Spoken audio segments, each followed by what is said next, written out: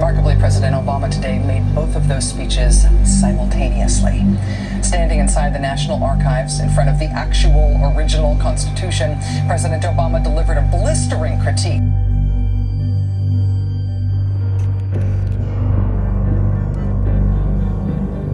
Our government made decisions based on fear rather than foresight.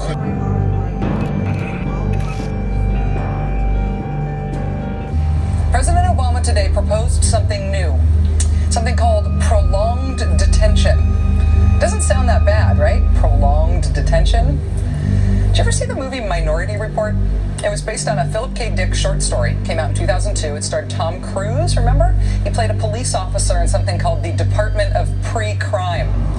Pre-crime is where people are arrested and incarcerated to prevent crimes that they have not yet committed. Mr. Marks.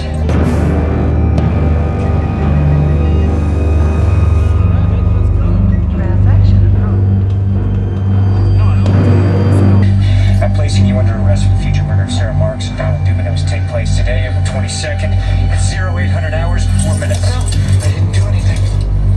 You didn't do anything, but you're gonna. Future murder. Creepy, right? Putting somebody in jail not for what they've done, but for what you're very sure they're going to do? No, they're here already. Tommy. Since last night's declaration of martial law, soldiers are moving into secure key areas. Putting somebody in jail not for what they've done, but for what you're very sure they're going to do? Response to UN presence in Minneapolis. No, not for what they've done, but for what you're very sure they're going to do?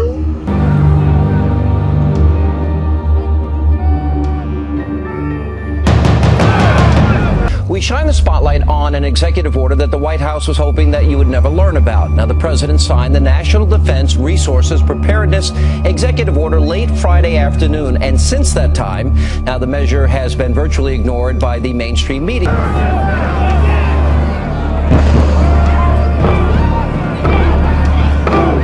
Now, the order essentially gives the President of the United States absolute power over any and all American resources during both times of peace and national crisis. Now, this includes, but is not limited to, food and livestock, water, plants, energy, health resources, transportation, and construction materials, and gives the government the ability to, quote, control the general distribution of any material, including applicable services, in the civilian market.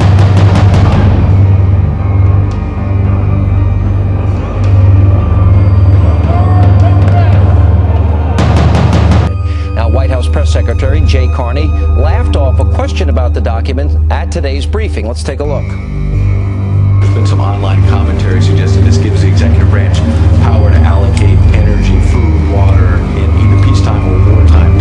And there are some conservative blogs that are pushing the notion that this suggests the White House is preparing for a war with Iran.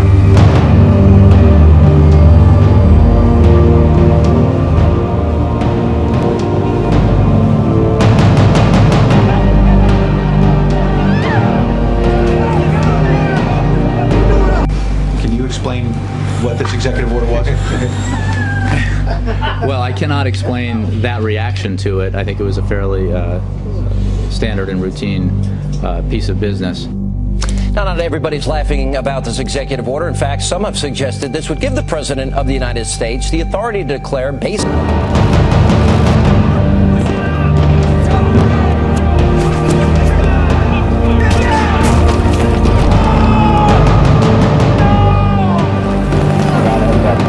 Basically, martial law during times of peace. And to be sure, this is simply the latest string of actions taken by the administration that ignore the basic principles of our Constitution.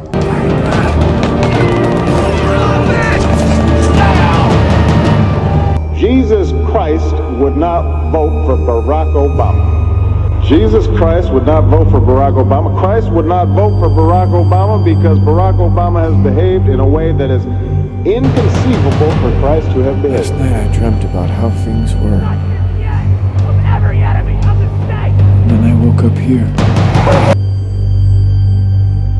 Jesus Christ would not vote for Barack Obama. He supports a lifestyle that the Bible calls an abomination.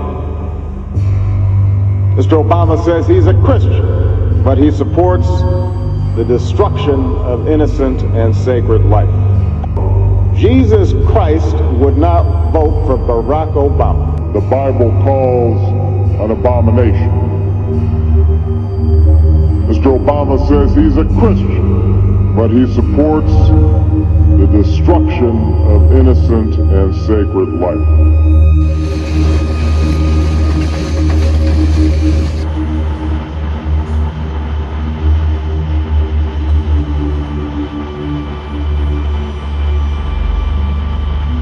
Hope you're getting ready, America.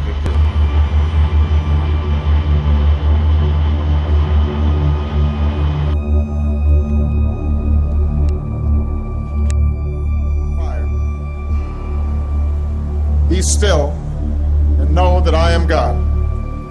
I will be exalted among the nations, I will be exalted in the earth. The Lord of hosts is with us, the God of Jacob is our refuge.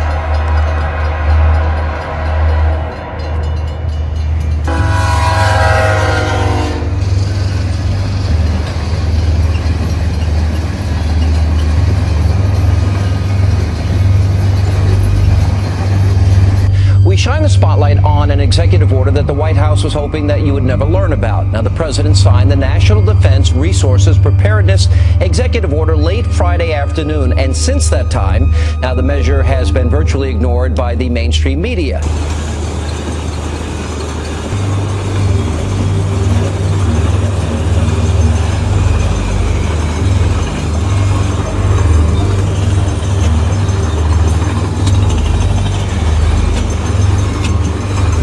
Everywhere I look, there are reminders that I only hold this job temporarily. But it's a long time between now and 2016, and anything can happen. Whole front section over there by the street. Then you got all these, what the hell, in Escondido, California. Bunch of Humvees with turrets on top. But for all you guys that think I'm just a conspiracy nut, what the hell does Escondido need these Humvees for? Huh? A hostile government takeover by the current administration. Something to think about, he says. We may not have the 2016 presidential election if America does not act now. July 24th, 2015. I'm in New Orleans, Louisiana, and this train bridge right here has a military convoy of assorted military vehicles. You know, obviously this is for Jade Helm 15 because there's increased military movement spotted all over the country. They're getting ready for something. I'll tell you, folks, this business about serving beyond 2016, you know, the thing that, when you look at Obama's followers, and we've discussed it here, they are a cult-like bunch. We've got, looks like some military dune buggies up here in northern Texas on July 24th, 2015. Jade Helm 15, military dune buggies, northern Texas. Laws, and the president is bound. Maybe Obama might be the last president. Since then, he made a statement about running for a third term, wishing he could. Talk about that more. Well, the thing that everybody had better watch. Obama knows what I know. There's only two people in this world that can stop him from his agenda, which is to dedicate and make himself king, using the FEMA provisional government. And Alex, you've covered FEMA for years, so don't let anybody fool you. It's out there. They're waiting to do it. But Obama wants to be that person. 95 North, coming up to Wilmington, Delaware.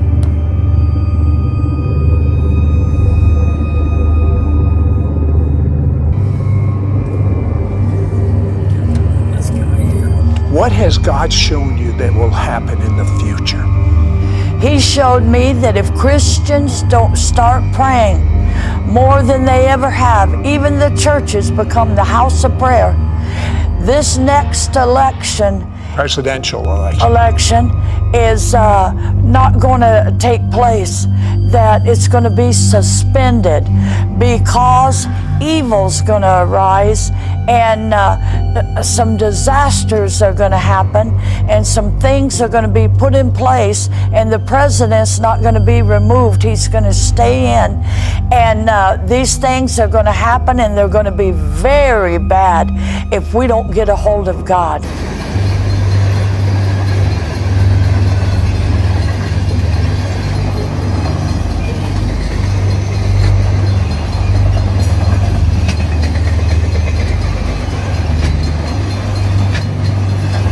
I was actually told that the elections was going to be delayed, that there wasn't going to be a 2016 election. And there's only two reasons why we would not have an election: war or martial law.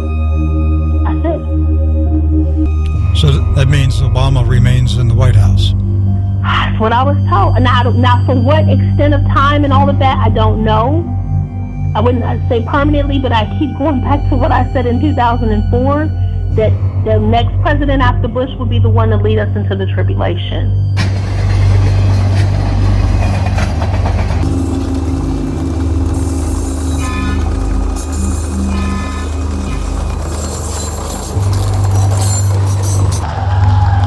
Let me just say something to all my conspiracy-oriented friends on the right who think I'm planning to unleash some secret agenda.